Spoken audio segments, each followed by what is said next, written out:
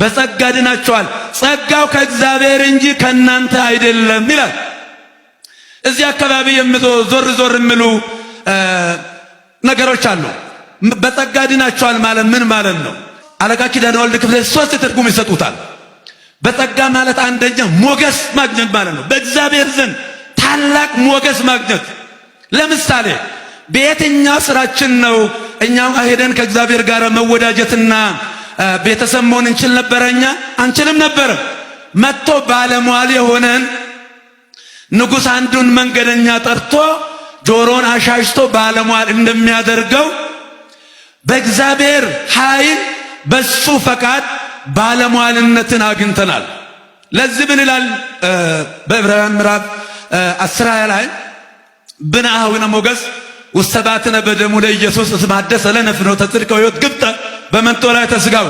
ወንድሞች ሆይ በጌታችን በአምላካችን በኢየሱስ ክርስቶስ በደሙ ወደ ቅድስት መቅደሱ እንገባ ዘንድ እነሆ ባለሟልነት አግኝተናል ይላል። በምን? በስጋው በመጋረጃው ማለት በስጋው በኩል በለበሰው ስጋ በከፈለው ቤዛነት ወደ ሰማያዊ ስፍራ ወደ ሰማያዊ መቅደስ ከገቡ መውጣት፣ ካገኙ ማጣት፣ ከቆሙ መውደቅ፣ ከቀረቡ መራቅ ወደ ሌለበት ወደ እግዚአብሔር እቅፍ እንገባ ዘንድ እነሆ ባለሟልነትን አግኝተናል ይላል። አሁን እኮ ኢየሱስ ክርስቶስ አባት ሆኖናል፣ ዘመድ ሆኖናል፣ ቤተሰብ ሆኖናል።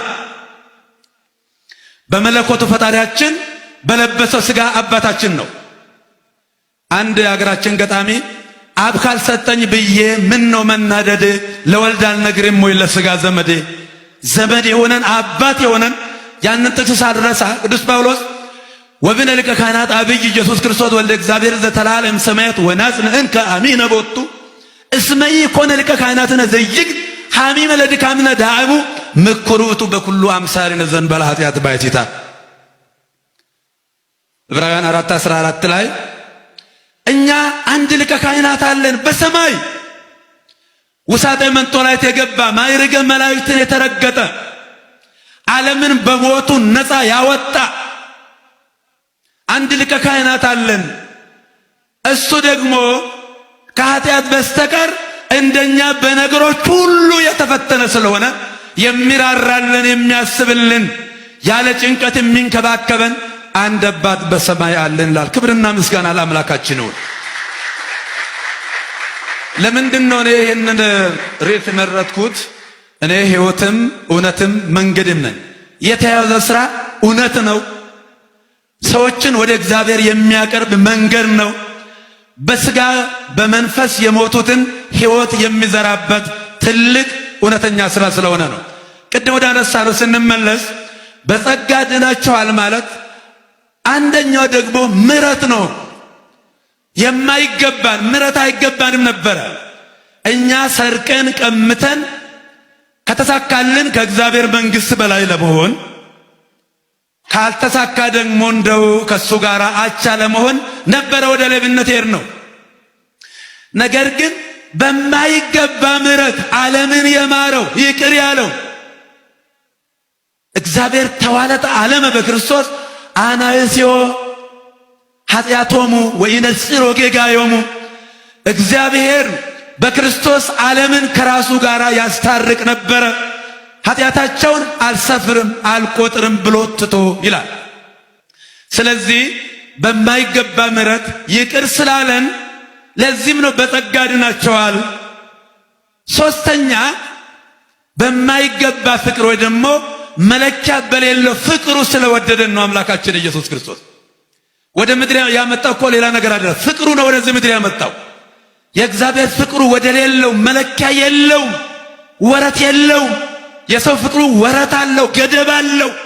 በሞተበት ሰዓት እንኳን ጠላቶቼን ልበቀል ሳይል እንዳልተቀየማቸው አባት የሚያደርጉትን አያውቅምና ይቅር በላቸው ነው ያለው።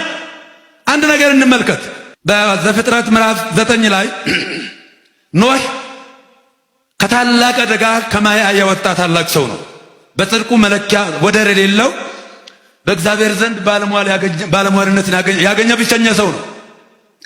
አንድ ቀን ተሳሳተና ሰው እንደመሆኑ መጠን 4 ልጆቹ ሁለት አይነት ክፋትና በጎነት ክፋት ፈጸሙበት፣ በጎነትን ዋሉለት።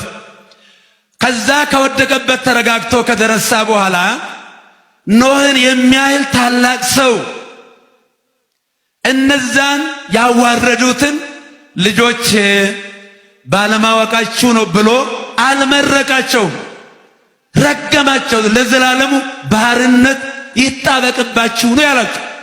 ለወንድሞቻችሁ አሽከሮቹ ነው፣ ባሮቹ ነው። ይሄ እርግማን ነው። ይሄ ቅያሜ ነው፣ ይሄ ቂም ነው፣ ኩርፊያ ነው። እነዛን ግን መርቋቸዋል፣ እንደመረቀውም ተደርጎላቸዋል። አንድ ነብዩ ዳዊት ልበ አምላክ ንጹሕ የሆነ ሰው ነው። ነገር ግን በሚሞትበት ሰዓት ምን አለ? አንደኛ መጽሐፈ ነገሥት ምዕራፍ 2 ቁጥር 4 ጀምሮ ብናየው ከቁጥር 3 ልጁ ሰለሞንን እየመረቀው ልጄ ሆይ በእግዚአብሔር ሕግ ተራመድ፣ ጥሩ ስራ፣ እግዚአብሔርን አምልክ፣ ውደድ ካለ በኋላ ይሄ ኢዮአብ የሚባለ ሰውዬ ያደረገብኝን አንተ ታውቃለህ። በሰላም ሽበቱን ወደ መቃብር አታውርደው። ግድያ ነበር እያስተማረ የሞተ መልአከ ሞት እያፏጨበት የመልአከ ሞትን የድምፅ ጭምጭምታ እየሰማ እንኳን እኔም ልሞት ነው የመኖር ዕድል ስጠው አላለም። ነገር ግን ጌታችን ኢየሱስ ክርስቶስ ፍጹም ይቅር ባይ ስለሆነ፣ እሱ ሕይወት ስለሆነ፣ እሱ እውነት ስለሆነ፣ ማንም እንደጠፋበት ስለማይፈልግ እኔ እውነትም ሕይወትም ነኝ ብሎ አባቶ የሚያደርጉትን አያውቁምና ይቅር በላቸው አለ። አሁን እኛ ዛሬ ደስታችን ወደር የለውም። ለምን? በምድር ላይ ካጣናቸው በሰማይ ላይ የሚጠብቁን በብር በወርቅ የማይተመኑ ነገሮች ናቸው። ስለዚህ እግዚአብሔር ሰውን እንደ ሰው አክብሮ አልቆ አሳምሮ የሰራው የፈጠረው ፍጥረት የለም። ወንድሞቻችን ከምንም በላይ የሰው ልጅ ትምህርተ ሰብ የሚባለው በመጽሐፍ ቅዱስ ትምህርተ ሰብ ተተንትኖ ተተርጉሞ ተመስጥሮ ተጽፎ የማያልቅ ሰፊ ምስጢር ነው። አንደኛ በእደ እግዚአብሔር የተነካ ብቸኛ ፍጥረት። እስኪ ራሳችሁን ተቀበሉ። እኛ በእግዚአብሔር እጅ የተሰራንን ፋብሪካ ገብተን የተፈበረክን አይደለም፣ ፍጡር የሰራን አይደለም። ሁለተኛ የእግዚአብሔር ደም ዋጋ እየተከፈለብን ነው።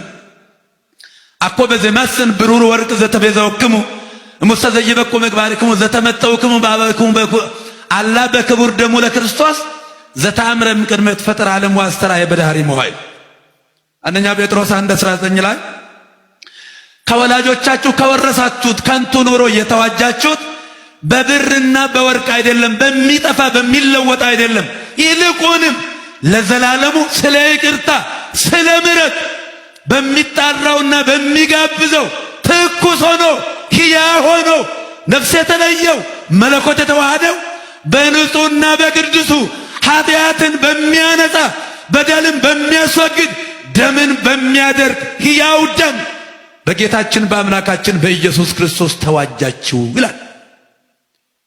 የደም ዋጋ የተከፈለብን ነን እኛ።